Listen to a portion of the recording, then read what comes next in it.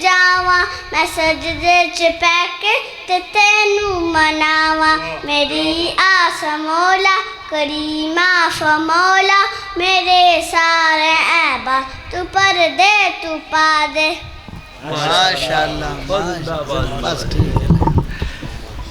इसका प्यो भी बड़ा खतीब है तो माशाअल्लाह दी मां भी बड़ी खतीब है। तो फिर अल्लाह की रहमत ही होनी ना माशाअल्लाह। अल्हम्दुलिल्लाह।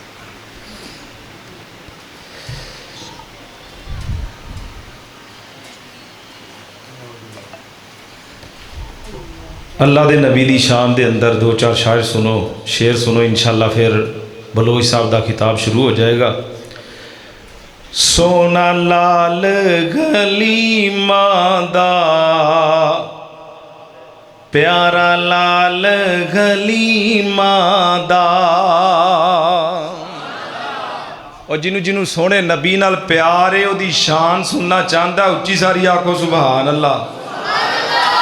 सोना लाल गली मादा प्यारा बाल गली मादा, मक्के दा यतीम आया बन के बन के बन के, गम खार यतीमा दा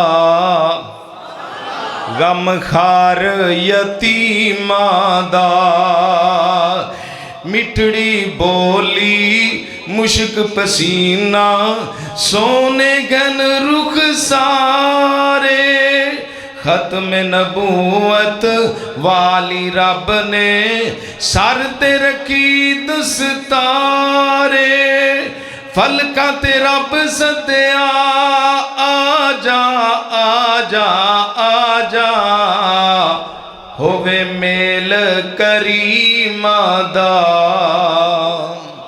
होवे मेल करीमा दा, सोना लाल गलीमा दा प्यारा बाल गलीमा दा, मक्के दा यतीम आया बन के बन के बन के, गम खार यतीमा दा सोना लाल गलीमा दा, हथ यदुल्ला नशरख सीना सोनी पाक पेशानी, तक के मुखड़ा मेरे नबी दा होइए दुनिया दीवानी।